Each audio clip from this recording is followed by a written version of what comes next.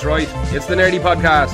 Go and check us out on facebook.com/nerdymedia, on Twitter @IrishNerds, and go to patreon.com/nerdy. Throw us a few quid so we can buy a studio, start banging out videos and doing more and more things for you. Hello and welcome to the Nerdy Podcast. I'm Garrett and I'm here with Murray. Alright. And I'm here with Id. What's crack? And that's it. There's no one else around. Off being Prince. Yeah, but listen, everybody's fucking busy. If I wasn't here right now, I would not be here. You know I can hardly talk shit being too busy to be here for like a month and a half. Everyone's fucking busy at the moment. It's that time of the year. It's time of the year for me and this job as well. It's just with Paddy's Day, and it's not Paddy's Day anymore. First of all, it was Paddy's Day, then it was Paddy's Week, and it was St. Patrick's Festival, and the shit is just 3 weeks. Like it's a week either. We're all the Yanks here this week as well, because a lot of them showed up on the Saturday, Paddy's Day on the Sunday, and they did the week here as opposed to the week before. Yeah. A lot of them came over. It's a weird mix. Loads came over the week before, and loads kind of started their week's holidays with Paddy's Day. Yeah, it was a weird little crossover. But because it's on the Sunday, you get a bit of both. Yeah, well, that was I done 6 hard days in a row over Paddy's Day, like 6 hard, full, proper. Most days were double shifts in a row. Like, and I feel it now. Like I had 1 day off between kind of then and now, and that day was probably the worst thing that could have happened to me because I was able to like deflate. You know what I mean? Yeah. Made front page of Reddit again. Huh? Made the front page of Reddit again. It's garbage though. Hard days karma farming. Yeah. But you get nothing for it, man. You know, you start getting all these you start getting messages off Reddit saying, "Oh, somebody has given you platinum, somebody has given you gold, somebody has given you silver," and I'm like, and they're clicking on it. You say yourself, people pop in during the year. Listen, in terms of business, it's definitely worth it because it's people do come in over the year. They become aware of the bar. Yeah. Through that. And they come in and they whatever buy a few points and hang out, and it's fine, you know. It's grand. Like in terms of on the day, it's like I'd be more useful to the bar behind the bar pulling points. Yeah. On that day, but it benefits the rest of the year. Exactly, the rest of the year. I'd say if they're gonna come in on Paddy's Day, they're not gonna come in because of an AMA. They're going to be already in. They're just out. Unless it's Paddy's Day the year after. Yeah. You know, they might decide to come here next year because of reading the. Yeah. Like, I'll be honest with you, I don't even really want to do it. It's boring. Yeah, it's boring. Like I answer the same 6 questions. Yeah, that's for 12 hours. Like. Yeah, for the I've looked at it the last couple of years, and it's always the same shite. And even I think last year what I done in my original post, where it's like I am a fucking bar owner, you did an FAQ, and I literally wrote at the bottom of it, I've no problem selling car bombs. It doesn't bother me. I'm able to work now because I have enough staff on. Like the answers to the most common questions. Yeah. And they still fucking ask me. Oh yeah, of course. You know, it doesn't matter. Sounds like the internet to me. Yeah, exactly. They just nobody actually reads that thing. They just jump straight to the wrong question. And ask a dopey question. Ask a dopey fucking question. Or don't see if the question's already been asked in the thread and shit. Listen. Like there was people giving out because I start getting messages off people. It's like, why are you only answering like with 4 words? I'm like, cause I've answered this question like literally 400 times already. Like the whole idea this year, like the whole idea behind me doing this AMA is not to like, I'm not Quentin Tarantino. You know, I'm not picking like the 10 best fucking questions and giving real in-depth answers. I'm going to answer every single person's question if possible, and I did, bar maybe one. Actually, the top comment on that thread was one I didn't answer. Yeah. And because it was the same as another 200 that I fucking answered. I don't. It's not that I don't like it. It's just boring. I wish somebody had some better fucking questions. But I mean, what questions can you ask a bloke in a pub? Like, I understand this. I'm not a fucking painter or a bleeding architect. I literally put fucking fluid in glasses for a living. Like, yeah, like fucking. It sounded like flute, but he said fluid. Yeah, I'm okay with either. Jesus Christ. So I suppose there's a couple of decent big topics at the moment, and one of them is that Google have announced a streaming gaming system, which will, in theory, completely and utterly do away with consoles. So they piloted this. There was a poorly kept secret of a closed beta for Assassin's Creed Odyssey, and you could essentially stream.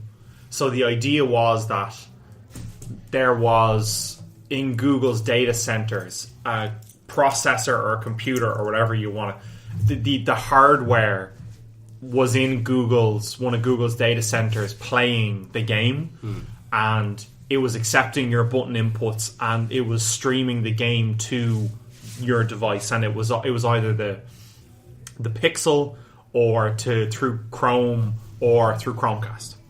It's anything running Chrome can do. Like it's saying computer. It's Google. Like, it's Google shit. Yeah, it's like phone, tablet, laptop, whatever. But the pilot, they piloted this with Assassin's Creed Odyssey last year, and I actually think it was a bit of a sneak peek of Assassin's Creed Odyssey as well. I can't quite remember, but it was it was meant to be a quiet internal thing, and I think it ended up being a pretty poorly kept secret. So then it was on the radar that Google was working on this. Now, I don't remember hearing how successful or not it was, so it went kind of under the radar then. And it was the Game Developers Conference this day last week, and Google as soon as Google said we're going to be there, we're going to put aside, have a conference, people kind of dredged this back up and said it's probably this streaming platform. And basically Google just wants to take over gaming. They want to kill every games console. Like, I was thinking about it there. This means that your average kind of Westerners, or even like fucking Asian kind of internet connection, is going to be as fast as your controller to your console. Yes. So ping is obviously almost dead. Like almost. Or like to the point where it's inconsequential. Yeah. For your average gamer. God, I remember that being the worst. Yeah, that was a motherfucker. But I was actually, somebody said something to me the other day, or I could have been listening to it on like the Rogan podcast, where there's people who play Fortnite are physically moving their homes to Ohio because that's closer to where the servers for Fortnite are. Oh yeah, so they're not with Fortnite, but with League of Legends. Yeah. All of the League of Legends servers, they're based in California. It's not Palo Alto. I think it's not. Is it Santa Clara? Yeah. Riot Games is based in Santa Clara, California, and that's where the servers for the North America server is. You just thought of where Stopper lives, don't you? Huh? You just thought of where. No, I just couldn't remember if it was San Francisco or something. I couldn't remember which part of California. But I remember back in the day when the professional League of Legends scene was kicking off. A thing that popped up was gaming houses, where there'd be, you would have whatever esports organization in those early days, and they had the team of 6 lads, where back then it was 5 lads and a sub, and they all lived in a house together, and they had fucking best internet money could buy, and they just set up 6 gaming PCs in the gaff, and during the day the lads would stream themselves on Twitch to make money, but then they would practice. They would practice for tournaments in the house, and the reason they were doing it was because the servers were in Santa Clara, it minimized ping. So when they were in a stadium setting, and whatever setup Riot had in those stadiums for the esports tournaments, they essentially had 0 ping because they were able to set up routers or whatever infrastructure was in those stadiums, and it was to replicate having minimum ping possible. So it's definitely a thing. You anyone that's at the cutting edge of competitiveness or trying to find an edge, or maybe that's streamers. That's when I was thinking about this when this was announced, because we're saying that, as you were saying, they were, say you're watching a YouTube video or whenever you're watching Assassin's Creed on the thing. The example because they did the beta test with Assassin's Creed Odyssey, that's what they followed up with, and essentially they have a bunch of third-party developers on board, and they've launched a studio to develop their own games, and I think Ubisoft is like the big third-party they have on board. So the example was they had a guy, it was like a playthrough of Assassin's Creed Odyssey, and there was a button that you could click to jump in yourself. And if you click the button, it jumped into the game for you. That's fucking crazy. So it's just jump in at the point of the video, or just this dude is playing Assassin's Creed Odyssey. Press the button to play Assassin's Creed Odyssey. Game looks good. Press the button and start playing the game. Like, that's fucking insane. And then I'm curious. Like, obviously, this is going to be games as service model. So, like, how much is that going to cost? Per month. So they didn't mention any costs. They didn't even mention the cost of the controller. But they also said you can use your PlayStation or your Xbox or whatever. They said you can use any USB controller is supported, which is genius because it lets anybody with one of those controllers, which, let's be fair, probably everyone has has a current or even a previous gen console in some cases if you have the Pro controller. 360 controller was USB. Yeah, the later models of it anyway. And the 360 Pro controller. The launch. Or the Elite controller. 360 launch controller. Yeah, they had the charging cable that meant you could use it on Windows. But what they're launching their own controller. Yeah, and the own controller is going to have... Now, I think that's going to have extra shit on it. Yeah, so I imagine you can use any controller, but to get the most out of this system, like there's just a button...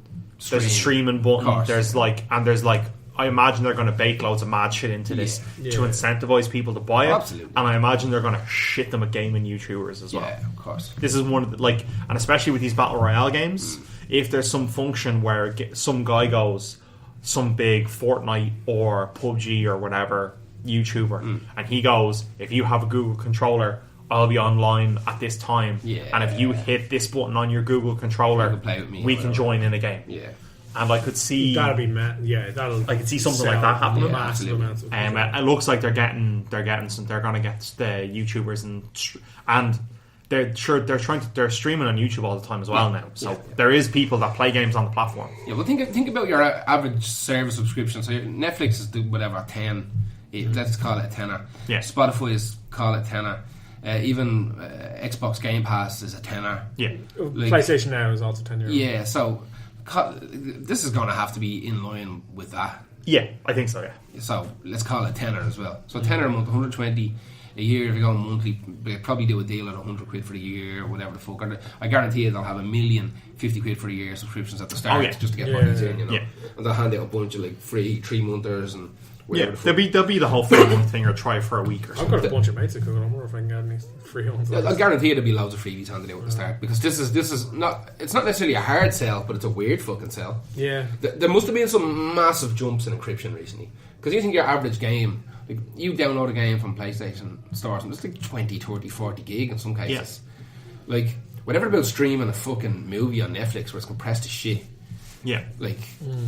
And whatever, maybe it takes 10 seconds to start spinning up before it kicks off. Yeah. That's maybe 5 gig, maybe max at 4K. A 4K movie is about 3.6.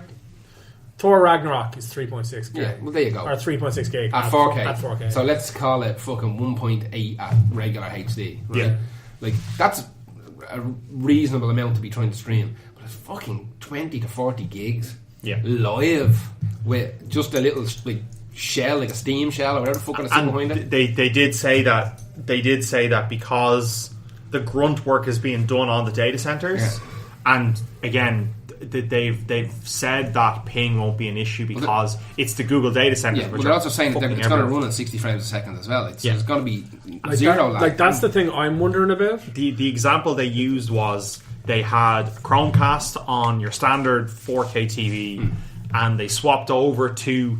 They said it was a reasonably low-spec Chromebook. They basically said, we bought this Chromebook. This Chromebook is available online, brand new, for X amount of money. Yeah. And then people... I didn't see... in the internet found what the specs of that machine would be. And it wasn't a shit hot. It was a Chromebook. Chromebooks are pretty stripped back anyway. Exactly. And then they switched over to the Pixel 3, which, again, is a phone. Yeah. And... It was like it was like watching the Nintendo Switch where I'd taken it in and out of the dock. Yeah. It paused where you were. It swapped once the screen swapped over. Bang! It went back to the way it was. Sorry, that's fucked up. That's awesome. Apple aped it. Yeah. Now, I think they announced it on Monday, and it's Apple Arcade. I've seen nothing about this Apple. We just seen it there. I own it. It came. The announcement came out yesterday. Yeah. Okay. And I was looking into it a bit there, and I was looking at Apple's release, and to be honest with you, it just reads like it's the exact same. Yeah. Where it's seamless game streaming between iPads, iPhones, Apple TVs, MacBooks. It just replaced Google with Apple, and it's the same thing. Same job. It sounds like they have the main developer they have on board is Sega. I saw Sega was kind of top of the list. So what it sounds like for both of the platforms is they're going to port games, so there will be games that will be available on other platforms, but they are developing games exclusive to the platform. So that'll be again. It's just this is probably going to be the next generation of consoles. It's not going to be, do you have a PlayStation or do you have an Xbox? Yeah. It's, are you on Google Stadia or are you on Apple Arcade? Yeah. You know, and it's we can both play fucking Assassin's Creed. We can both play Tomb Raider. Yeah, so but then you get to play this game and I get to play this game. Yeah. So it's still essentially, if this does wipe out fucking PlayStation and Xbox and whatever else, Nintendo, I don't think it will. I think people, not everybody's online. I'd say half the people I know that have consoles don't play online games. They just want to play story mode games, and it's nothing to do with. They just want to play big single player. They just want to play big. And that was players. That's what fucked up the Xbox One. Yeah. Is that when the Xbox One launched, it launched with always online. Yeah. Even for single player games, and there was massive pushback. Yeah. So there is still now I know there's an audience for people that want to own physical games, but the problem is that your standard game disc is essentially just an installer with notions. It's just an installer with notions at this point. So even that argument has fallen by the wayside of owning a physical game. Yeah. But I think this is the future, and I can't remember the last game I bought that didn't have at least a gig day one patch. Yeah. Oh yeah, it's standard now. Those CDs would have been, or DVDs, or whatever the fuck they are, Blu-rays, whatever version of this they would have been start pressing like 3 to 4 weeks before they even hit a shelf, because they have to be shipped all over the world. You know? Yeah. So while they're being pressed, they'll just find like the minimal build that's run worthy. Yeah. And this will run. It might be full of glitches now, but it'll run. It won't crash on install. It won't fucking shit the bed when you press start. But then you have to patch it. Yeah. So while this thing is in the back of a fucking lorry or in the back of a plane being shipped around the world, the developers are fucking patching the shit out of it for the day one launch patch. Yeah. So that's always been the way. So I didn't hear about when Apple are announcing more. The one thing Apple didn't announce was like a bespoke controller. But I wouldn't be shocked if they have that in the works. Maybe. I wouldn't be shocked if they... I'd say Apple are definitely... Like, knowing Apple having a peripheral. Peripherals, like Jesus Christ. But the one thing about Google... So Google mentioned having more details, because they didn't mention pricing on the service. They mentioned the controller, but didn't mention the price of the controller. But it's 50 quid, same as everything else. But they said there would be more. Controllers are 50 quid anymore. They said they're 60 minimum. Really? Yeah, 60 minimum, and your elite controllers are touching 100. Like a pro controller, even a pro controller for the Switch is 70, 80. Really? Yeah. Well, the peripherals for Switch are more because they have all the gyro bollocks in them. Yeah. So now the elite controller I have for the Xbox was like €160. Yeah. Jesus. It was 160 quid, worth every penny. I bought a second PlayStation 4 controller. Yeah, it was like I bought it. Quid. It was like 60-55 when I bought a second one, like 2 years ago. They're 70 new now. At the moment, it's fucking madness. But so I reckon they mentioned they would have more details in the summer. Yeah. So I wouldn't be shocked if Google are going to be at E3. Oh yeah. Because especially with Sony not being at E3 this year, like we've talked about ages ago. Do you reckon they might be waiting for Apple to drop their pricing to go public? I mean, maybe like if they knew the considering that it took less than a week for Google to announce this, I imagine Apple had this in the pipeline because they got wind Google had it in the pipeline. Yeah. And as soon as they saw Google dropped it, they got to work on a press release. Think about it this way, right? Either one of those companies is big enough to not necessarily have to worry that much about what the other gang are going to do. Right? Yeah. Because if Google launch a game service, it's not like people with iPhones are going to get it. You know what I mean? Yeah. If you're looking at the guts of a 50-50 split worldwide between Android phones and iPhones, I don't know what the split is. I actually think... I have no idea. Yeah, I actually... if you're just talking Android and iPhone, Android wins. But if you go to singular model, like where singular companies, like Apple annihilate Samsung, but Android overall, I think it wins. The last time I looked, Android had like 70% market share. So Android accounts for 85% of all smartphone sales in the world. But again, that's dirt. But that's them shits you buy in the fucking post office for 20 quid. But then Google said you can run these. You can run exactly. You can run these games perfectly on that dirt. Yeah, that's fucked up. So just remember that webcomic of Comrade Doug. Can we make League of Legends run on Nokia NG? Yeah, exactly. So think about it that way. So everybody with a fucking iPhone that's interested in games, they're going to buy that service. Yeah. Right? Because what's the point in buying the Google one's not going to run on their bleeding phone? Yeah. So everybody with Android's going to buy that service. So is it though? Of course they are. Like, if you're into games, you've got what have you got? Oh, I'm between phones at the moment. Yeah, but what's your next phone going to be? Samsung Galaxy. Alright, so if you're interested in this, you're hardly going to go and try and get the Apple one to run on the Google phone. Yeah. You know what I mean? See, that's, if you wanted to try I could it see and play the Google one running on both, but the Apple one obviously is maybe, the maybe not initially, but it may be eventually. Yeah, exactly. Because like Google, like all the Google apps are on iPhone now. Yeah, it's the other way around. It's fucking painful. Like, if you're trying to get access to your iCloud account or something. I've never used my phone. They're better. I'll be honest with you. Like, I have an Android phone. Yeah. My last 2 phones have been Android phones, but my 4 phones before that were Apple phones. Yeah. And the only reason I got rid of my Apple phone is because I wanted to like watch Cody and like just bullshit. Like basically, an Android is a laptop in your pocket. Yeah. Well, an iPhone is like a fucking Fisher Price.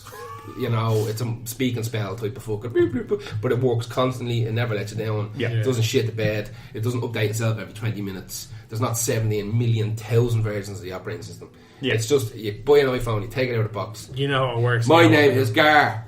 Go. Sorted for the next fucking 4 years. Yeah. You don't have to do it. iPhones are constantly fucking restart this, install this to do that, and put your thumb here, thumbprint doesn't work, and it's a fucking nightmare. And then you update the actual operating system, and then every other piece of fucking software on the phone has to update as well. Yeah. To get the benefits of Kit Kat Marshmallow, whatever fucking bullshit it is, you know. System updates on phones. Yeah, it's like it just puts your phone out of action for at least 3 hours. And your phone will be roasting after. It doesn't matter how good your phone is, glowing. You can cook a fucking rasher on your phone after it's done. But yeah, the only there's plenty of stuff to be said for both of them. But I think if you've got an Apple phone, you're gonna get that fucking service. We do realistically need a lot more details. Yeah, and I'd say by the summer we'll have a lot more details. They said Google said they were aiming for a launch in 2019. So that's probably late Q3, early Q4. I'm just amazed that they're talking about like kind of AAA titles. Yeah, that's like if they turn around and say like, you can play, I don't fucking know, Skyrim is on everything. You play Skyrim on your fucking watch now, like, but Skyrim streaming on your Android phone, and you'd be like, oh, that's kind of cool, I suppose. Like, you plug your controller in on the bus and play fucking Skyrim on your phone or whatever. But they're talking about Assassin's Creed and fucking, of course, it's going to be a Call of Duty and a Battlefield and all that bollocks. Like, all that's going to be next as well. Yeah. But I'm very interested in seeing. Not necessarily spec of phones, because that doesn't matter, but I'm super interested in what their compression is. Yeah. And if loads of people jump onto that service is really popular, it's going to fuck everybody up.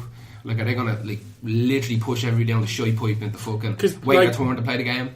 Gamers these days are like the most, finicky isn't the right word, but like if the game isn't running at like crazy FPS, mental resolution, they won't touch it and it's garbage. Yeah, there's no point in playing a first-person shooter game that's not 60 frames a second. It does make it makes the world of difference. The first one I ever seen, I think, was Halo 5 or whatever it was. I think it was the first-person shooter to run at 60 frames constantly, all the time. Yeah. That's why that was a great game. It was a great online game as well. But when you were running around, you could see the textures and stuff on buildings weren't that shit hot. Yeah, you know, like it looked good, but they most certainly weren't putting loads of effort into the terrain and the scenery and all that. Yeah, you know what I mean? Like, so that was being rendered super fucking fast. Yeah, and all the fucking dick balls and brains of that fucking console being put into your movements and your jumping. And your eyeballs. And then you're hoping then it gets to a point where you can put the love back into the backgrounds and the details, but the focus is gameplay. Exactly. Right, so that's the next big news, I suppose, is that one of our own is headlining Wrestlemania. Yeah, so WWE announced this on Sunday night. So one of the big things WWE's been doing in the last couple of years, I'd say in the last 2-3 years, we've essentially gotten the first. There was a lot of matches that were historically the stipulation matches, like Money in the Bank, Hell in a Cell, Extreme Rules, all that sort of stuff was very much, you never got female wrestlers doing those stipulation matches. It was always just a triple threat or a fatal 4-way or a tag match or whatever. Like, and that was the women's match on the card, where in the last couple of years they've really done, Women's Money in the Bank, Women's Royal Rumble, Women's Hell in a Cell, just to prove that the like these aren't just lingerie models. Oh yeah, they're workers in boots. Yeah. Like these are actual, probably better than a lot of the lower end fellas on the roster. Like they've taken the game to a whole new level. Yeah. So we got Becky, Charlotte, and Ronda. Becky, Charlotte, and Ronda in a triple threat match for the women's championship. You mean a three-way? A three-way. Yeah, for the belt. A threesome. Yeah, a threesome for the belt. Just to bring it down. Just a Jesus Christ. But she's an alumni of ours, Gar. Yeah, she's an alumni of yours. Gar went to my dad as well. Oh, okay. So the one thing, so she absolutely, in terms of Becky Lynch, absolutely fucking deserves it. 100%. She is probably the week to week the most entertaining thing on WWE programming. Yeah. Just like talk about just taking it by the bollocks and just running with having it. Yeah. My one potential concern, and anyone that knows the bullshitty ways that WWE talk about WrestleMania, this is my one concern. So they've announced this as the main event of WrestleMania. One of the big problems with WrestleMania, though, there was supposed to be 17 matches on the card this year, including the pre-show and all that bollocks. How long is WrestleMania? It's going to be like 7-8 hours. I don't think I've watched. That's painful. It's painful. I don't think I've watched WrestleMania since like 2000. We said this last year. You said it should Mania. be 2 days. It should be like WrestleFest. Yeah, it should be a 2-dayer. As Gus pointed out on the thread, the problem is they've got NXT on one night, they've got the Hall of Fame on the other. Well, the Hall of Fame is the night with NXT. Yeah, it's on the Friday. Yeah. But the whole thing is fucking. Like, it's a lot that's a whole weekend. Like if they're going to try and mash how many? Let's say there's 8 matches on the main card. Stupid squash matches. Shite. Yeah. There's going to be a load of dirt. Exactly, millions, and then they do the Andre Battle Royale or whatever you call it. That's always going to be on the pre-show. Exactly, but they that's all the lads that they know what their space for them. And they want to give them the payday. Exactly, so they have to give them some screen time. But my one concern, and obviously like CM Punk would have talked about this and stuff, where the one thing he always wanted to do was main event WrestleMania. So what WWE says is a main event is, well, we're going to bill 2 or 3 matches as main events. Yes, anyone with a fucking brain in their head knows the main event is the match that goes on last. Yeah. So if they put on this women's match last, that's huge. Oh yeah. Now I think it's still groundbreaking that they're going to refer to a women's match as a main event. That this is something to come and see the show, but it's not the main event if it doesn't go on last. Someone also made an interesting point of they might put this on last because there's rumours that they want to put the belt back on Brock. And if they put the belt back on Brock, obviously people are going to, people aren't into that anymore just because he's never fucking there. Well, here's what's fucked up, right? Obviously, as of today, Conor McGregor announced his retirement from MMA. Now, that could be bollocks because he's off fucking meds or whatever. Well, and on the other meds, he does seem a little more crazy than usual. Oh yeah, of course he is. And in the Instagram post, he puts mixed martial arts in brackets. Yes, which implies he isn't done with. He's retiring from MMA, but he's not retiring. Okay, so Conor puts this up and retiring from the sport known as mixed martial arts. Right, thanks to everybody I fought and all my fucking mates in the divisions and blah blah blah blah blah. Yeah. 5 minutes after that's announced, Finn Balor retweets his for whatever Instagram fucking retweet bollocks. It says fucking thanks for the memories. See it in a couple of weeks at Mania. Yeah. Right? So everybody starts fucking shitting themselves. Now if you're saying there's a rumour that Brock, they're going to put the belt back on Brock, Vince is a bastard for that. He'll literally put 1 and 1 together to make 4. Yeah. So he'll say, right, Brock is ours, but fighting punch in UFC, we'll have that. So if Brock is getting the fucking belt and they're going to bring Conor in, even now, if we all know that he's a big wrestling fan. He might have chatting from a height a few times. Yeah. Conor is he's basically certainly, fucking Ric Flair. Exactly. He's certainly a wrestling fan. 100%. Yeah. So even if he did retire from getting punched in the face in UFC, he's not going to go. I don't think he's going to go to Strikeforce or Bellator or whoever the fuck is left. I don't think he's going to do that. I think he might. I mean, the chances are very slim he's going to go to WWE. But if he did, it would be for 2 or 3 events a year. Yeah. I don't think you'd even ever see him fucking wrestle. Or maybe I don't know. I mean, who knows? He'll definitely. I could see him showing up. if he did, if he did ever compete, it would be a Brock type deal. You have to think about their contract. It'd be interesting to see. Did he have to announce his retirement in order to free himself from like a non-competition clause in time for SummerSlam? In time for fucking WrestleMania in 2 weeks' time. That his announcement as being retired from UFC. Well, it depends on his no-compete clause. Exactly. Like, he's not competing, but he's making an appearance on a massive level. Yeah. So it'd be interesting to see if, because I know they do a thing with retirement where you have to announce that you're coming out of retirement X amount of months before you perform. Okay. So it works the opposite way around as well. Yeah. I know that in UFC there was a couple of guys who said, I'm coming out of retirement for a fight in 3 weeks' time, and there was fucking murder over it because they have to be with a fucking USADA have to go through all the drugs testings and make sure they're fit and healthy, and they have to monitor for an X amount of time because they announced their retirement for whatever reason, be it medical or personal. Yeah. So does it work the other way around? If Conor has knocked the UFC in the head, could he, in theory, show up and just do a Floyd Mayweather? Floyd Mayweather done it a couple of times. He had matches at WrestleMania. Yeah. You know? Yeah, against Big Show.